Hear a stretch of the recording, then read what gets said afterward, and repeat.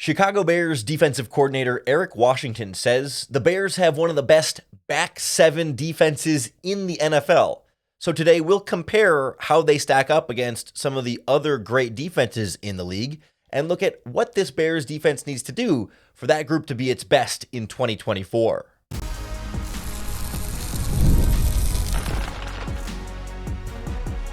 You are Locked On Bears, your daily Chicago Bears podcast.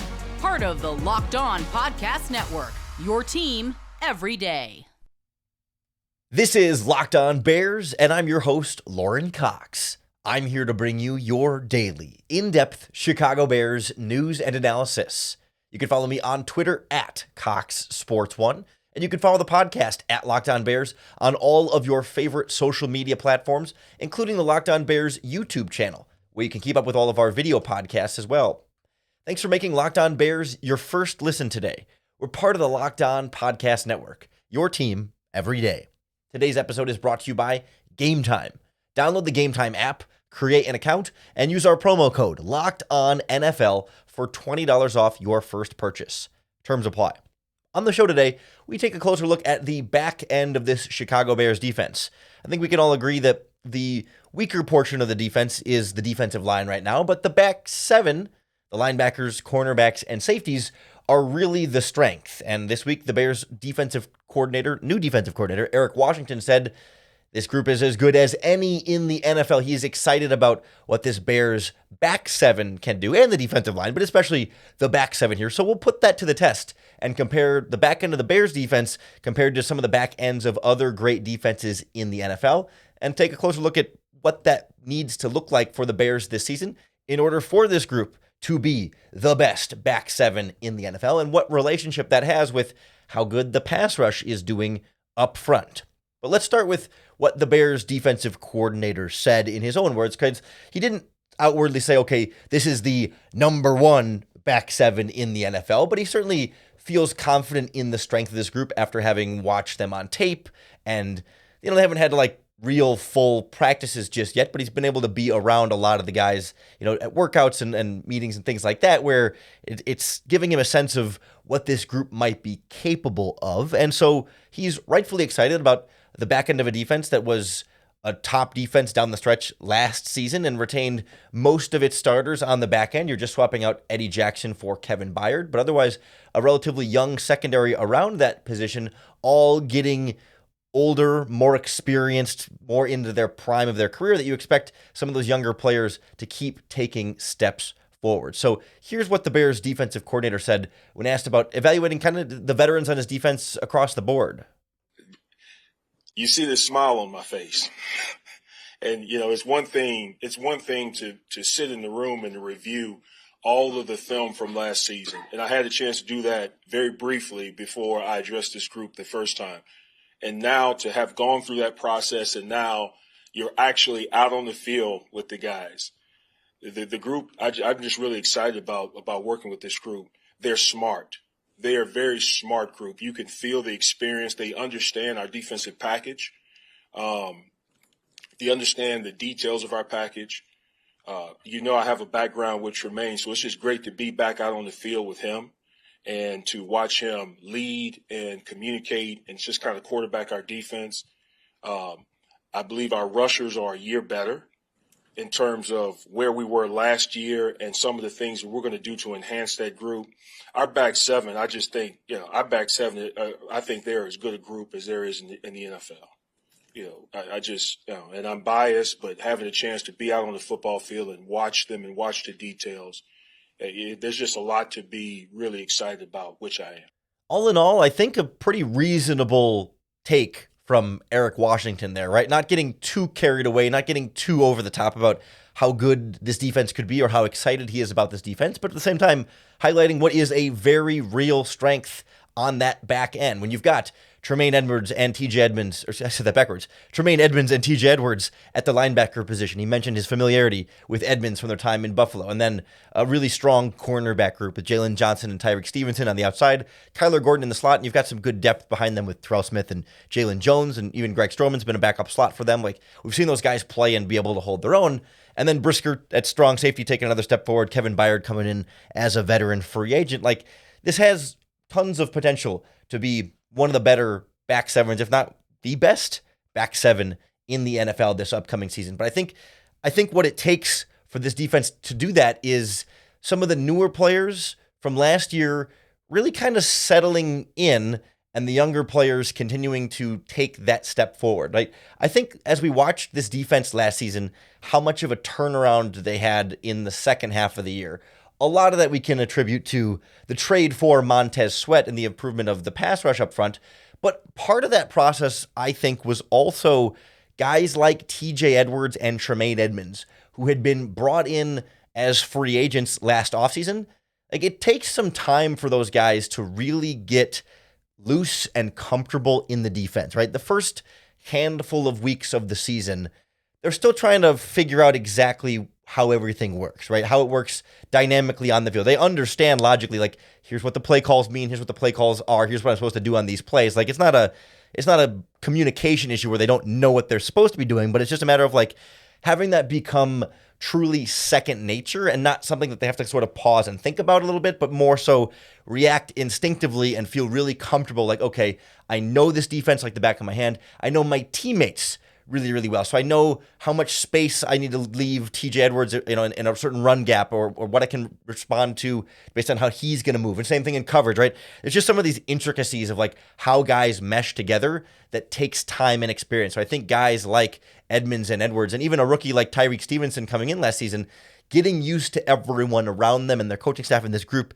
building that cohesion over time helped this defense be better. And now they come into the year 2 in this defense with all of that out of the way, so that aspect of the adjustments won't be part of this conversation. I mean, obviously Eric Washington is a new coach, but still Eberflus for his defense, still most of the same position coaches. Like, everything should be pretty steady for those guys. And then it's about the younger players continuing to get better, right? Tyreek Stevenson having some ups and downs, but a lot of great ups during his rookie season and becoming more consistent, having less thrown at him that he's not familiar with or not seen before, right? Like, now offenses have thrown tons and tons of balls at him, and he has a lot more experience under his belt to say, okay, I've seen this route before, I've seen these receivers before, I've seen this offense before, I can have a better sense of what I'm going to be facing week in and week out. Same thing for Kyler Gordon and Jaquan Brisker now in year 3. Like, all right, you're starting to become leaders in this secondary, right? And now it's not just, you're not just the young guy out there who's get the youth excuse anymore, but it's like, all right, like, you got to be your best guy. And then it's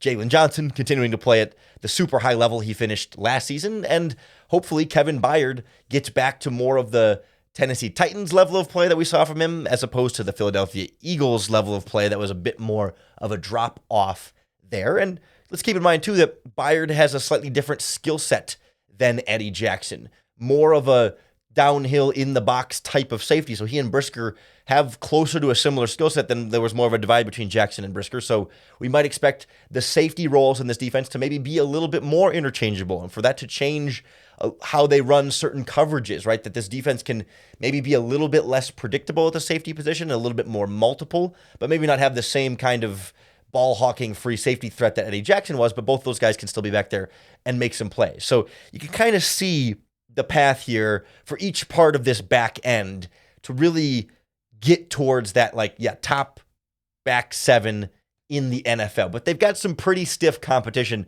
from some other very good defenses that have plenty of reason to be optimistic this season as well, but also room to question if even the really good ones from last year will be as good this year. So we'll take a look at who else and what other teams are in the mix for best back 7 to compete with the Bears next on Locked On Bears. This episode of Locked On Bears is brought to you by our friends at FanDuel Sportsbook, America's #1 sportsbook. It is winner-take-all time in the NBA and NHL playoffs, and FanDuel is giving you a shot to bring home a big win of your own. Because right now, new customers get $150 in bonus bets with any winning $5 bet.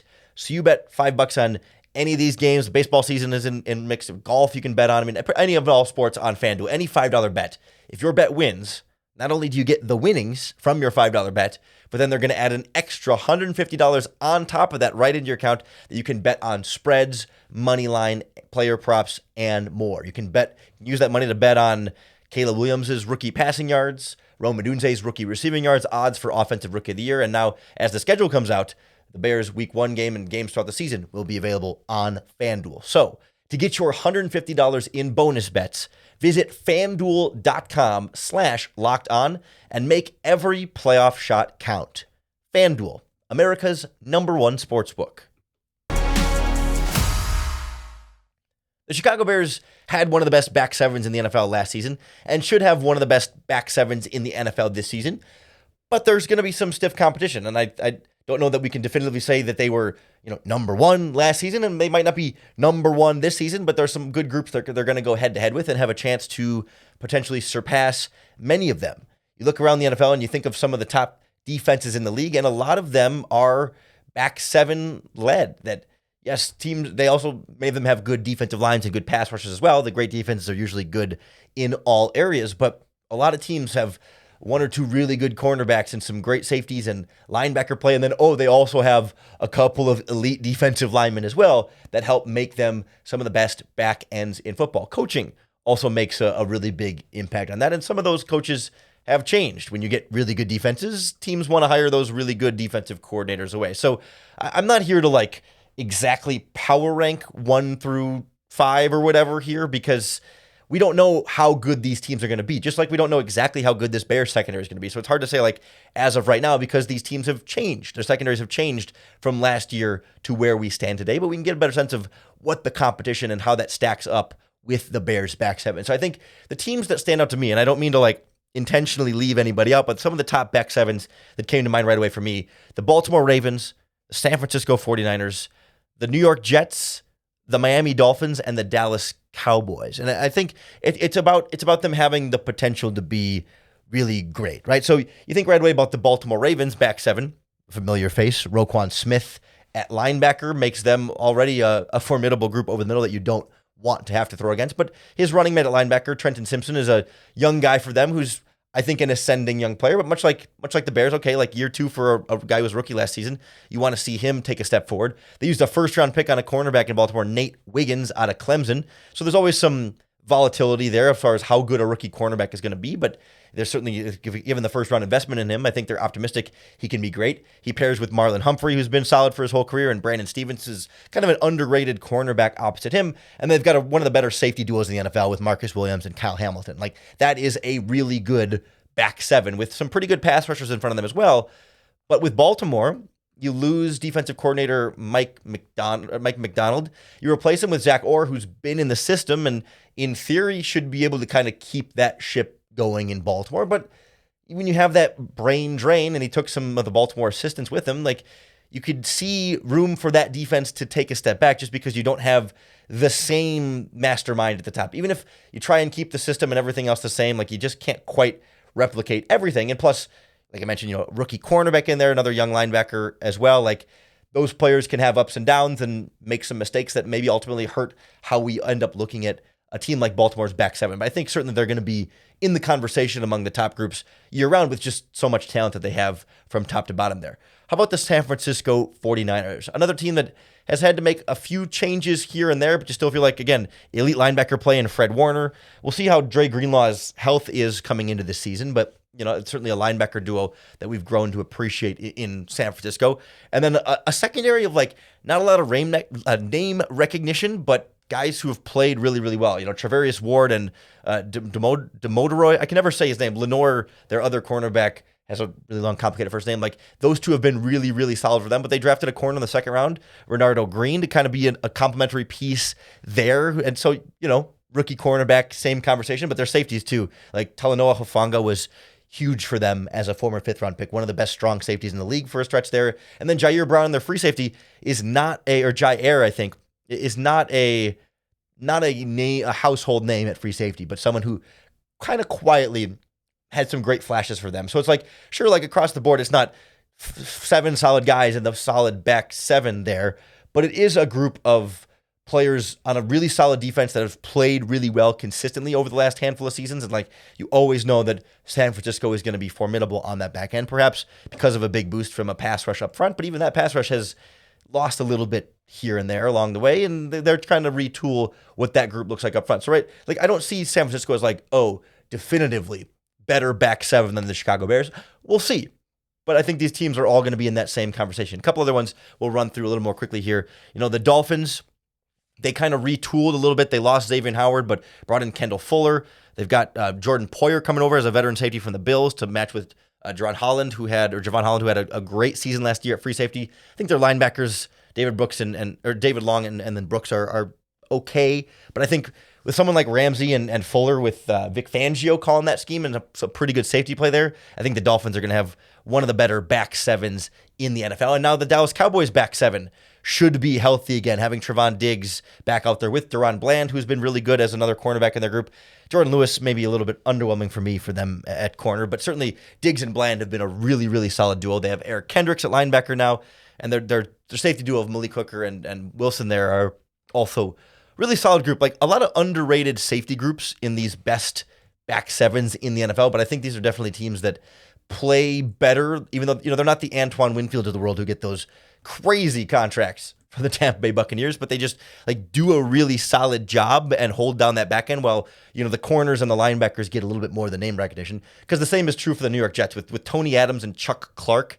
Maybe you remember Chuck Clark from the Ravens, but otherwise not a name recognition secondary there besides really Sauce Gardner is great. And even those other cornerbacks, DJ Reed and Michael Carter II, and really strong back end there. And I like CJ Mosley at linebacker, even though I know he's starting to get up there a little bit in age on the wrong side of 30, turns 32 this offseason. But Jets defense is really good, and that's led by the back end of that defensive secondary. So I think any of those groups can make a really strong play. And one other name I'll throw out there that I didn't mention because I think they're a real wild card here, but I'm keeping a close eye on Detroit just because they completely overhauled some big parts of that defense. They traded for Carlton Davis from the Tampa Bay Buccaneers to be a new top corner for them.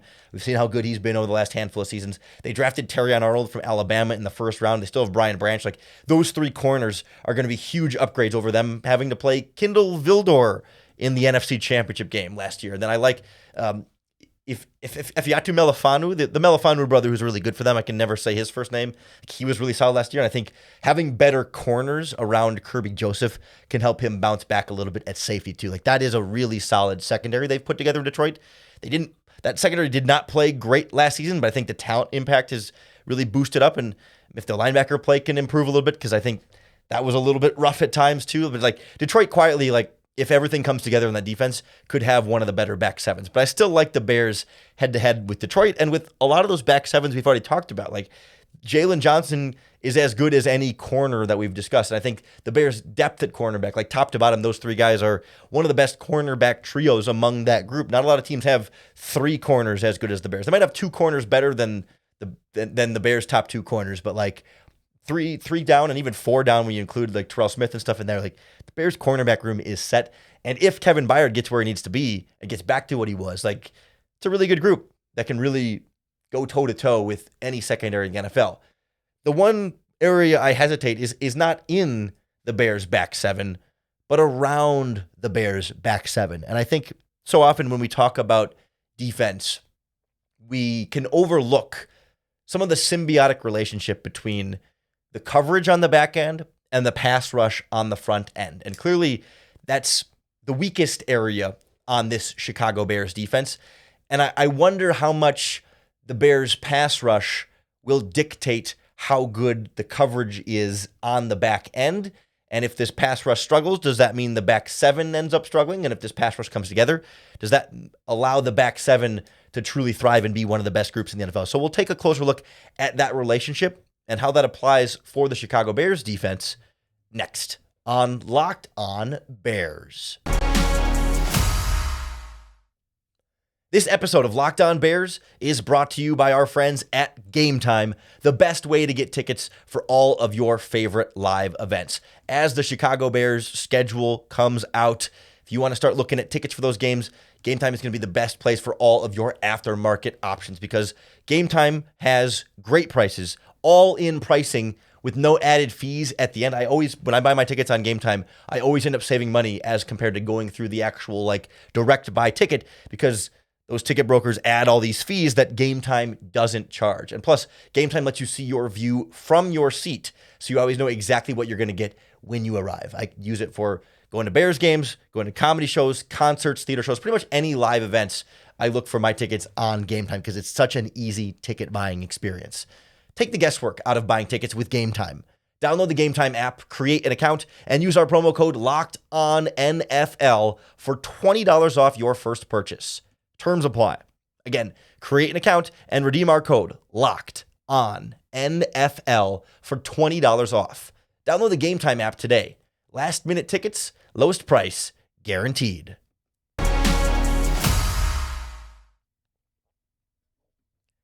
The potential of this Bears back seven, I think, will only be fully realized as far as the potential of the defensive line can take them.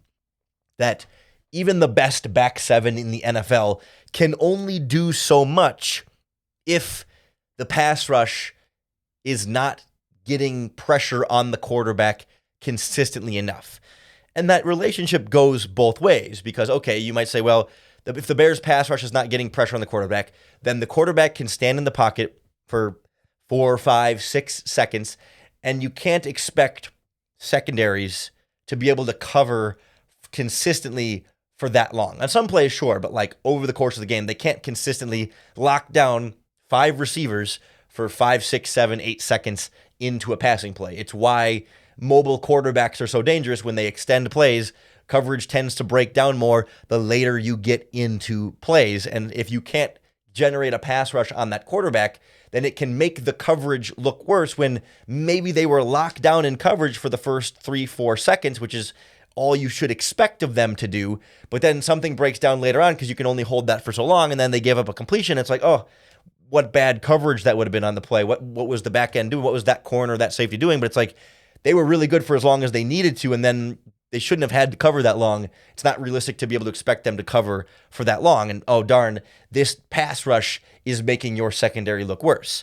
But on the other end, you can counter that and say, well, if the Bears have a secondary that's able to cover for, the full 4 seconds and really shut everything down and make the quarterback hold on to the ball longer, that gives the pass rush more time to get home. And that maybe a pass rush that is lacking a little bit in proven production outside of Montez Sweat, maybe then that pass rush can get home a little bit just later on in plays because the offensive line can't block for 4, 5, 6, 7 seconds either. Like the street goes both ways here. And so it's not as easy as to just say purely, well, bad pass rush or limited pass rush or however you want to describe this Bears pass rush. Let's say underwhelming pass rush means secondary won't be able to be as good, but it certainly makes their job more difficult, right? When you have a really good pass rush, it makes the quarterback get rid of the ball more quickly and makes it so the coverage on the back end, they don't have to cover as long. And when you hurry the quarterback and pressure the quarterback and hit the quarterback and make him throw early or before he wants to, that's when they might force things or make mistakes or put the ball into harm's way. And that's how you tend to get turnovers and big plays and pass breakups and all that stuff. And so I do think some aspect of the quality of the Bears back seven will be dependent on what this pass rush looks like. How consistent can Gervon Dexter be at the 3 technique spot if he's the starter there next to Andrew Billings? Can they get a consistent interior pass rush that's disruptive? If DeMarcus Walker is going to be your starter opposite Montez Sweat, can he provide that consistent pass rushing threat so they can't just triple team Montez Sweat every time and leave one-on-ones everywhere else, right? Like, can they get something else going here and make it so quarterbacks can't just sit back there all day and let the secondary eventually break down? Will Matt Eberflus and new defensive coordinator Eric Washington opt to blitz more? Because then that changes the math too, because then you have fewer players back in the coverage. So if the blitz gets home, your coverage is going to look great. If the blitz doesn't get home, you don't have as much reinforcements on the back end to where you're more vulnerable in coverage if the blitz doesn't get home, right? So there are a lot of factors beyond just the quality of your linebackers, cornerbacks, and safeties that determine how good of a back seven you might have. I think that's part of what makes a group like San Francisco so good. When you've got Nick Bosa and Javon Hargrave, and last year, they traded for Chase Young. I guess now they've replaced him with Leonard Floyd, but when they're able to generate that kind of a pass rush, or certainly Baltimore was pretty aggressive coming after the quarterbacks there with a variety of pass rushers coming from different areas. Like, that can also make a big difference on how consistent that group on the back end looks. And I think that's part of why we saw that change for the Bears last season, right? Your secondary certainly didn't change any starters over the course of last season. I know there were some injuries that kept players in and out of the lineup at different portions of the season, right? But it wasn't like different guys were out there week 1 than it was week 17 specifically. Like they were just players that, as the pass rush got better, they certainly benefited from that quite a bit, and also settled in on a lot of the other reasons that we talked about and adding Montez Sweat. But like, when you add Montez Sweat and that pass rush gets better, those guys can play more aggressive because they know they don't have to cover as long. And so that's where it's like, we can look at and say the Bears have one of the most talented back sevens in the NFL in terms of what these players are capable of. But in order for them to fully realize their true capabilities as a back seven, they're going to need a front four that generates pressure consistently. It's not always about getting the sacks, but it is about making the quarterback uncomfortable, moving the quarterback, and making sure that he can't just sit there comfortable in the pocket in rhythm, dissecting your defense up and down the field, because that's going to cause problems for your back end and maybe make them look worse than their talent might suggest, right? I think we saw this a little bit with some of the struggles in Green Bay as well, where they have some talent on their back end, and they certainly got better this year, but like, scheme wasn't helping them the last couple of seasons with Joe Barry not putting them in a best position to be successful. And I know they had some injuries among pass rushers and stuff throughout that process too. So like, I think when you add a couple of new safeties for them and bring back some of their cornerbacks, like, that's going to be a better back seven than it was last year too. But having Rashawn Gary and Lucas Van Ness and Preston Smith pass rushing as well, Kenny Clark, Devontae Wyatt, like, that can make a big difference for that group. And so you would, in a weird way, like, you would feel better about this Bears back seven if Ryan Poles is able to add that next extra defensive lineman, whether that's bringing back Yannick Ngakoue or going after someone like Calais Campbell or whoever. Like, adding that extra pass rusher not only makes your defensive line better, obviously, but then it makes your back seven that much better too, and allows them to be one of the better groups in the NFL as Eric Washington sees it at this point. So that's where I'm still thinking by the time we get around to training camp, they might make another last-minute signing on that defensive line group. But in the meantime, this is what the Bears are rolling with at mandatory minicamp, voluntary minicamp, OTAs, and everything else through the rest of the summer. So we'll keep close tabs on the development of these young pass rushers and how this back seven continues to gel together throughout the offseason. Make sure you're subscribed then to Locked On Bears to keep up with all of that daily, in-depth Chicago Bears news and analysis.